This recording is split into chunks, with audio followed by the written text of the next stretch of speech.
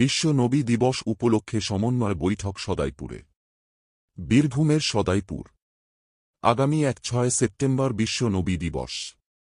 হিজরি সনের 1 রবিউল আওয়াল হজরত মোহাম্মদ জন্মগ্রহণ করেছিলেন।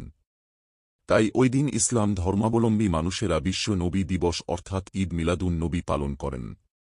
বিশ্ব নবী দিবসের প্রাক্কালে বীরভূম জেলা পুলিশের উদ্যোগে এবং সদাইপুর থানার সৌজন্যে সমন্বয় বৈঠকের আয়োজন করা হয় বিকেটিপিপির সোনাঝুরি কমিউনিটি হলে।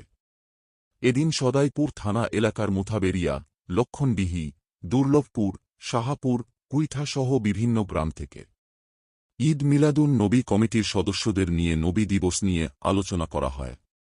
তাছাড়াও দুবরাজপুরের ইসলামপুর মকদুম আশরফ সমিতির সদস্যদের নিয়েও আলোচনা করা হয়।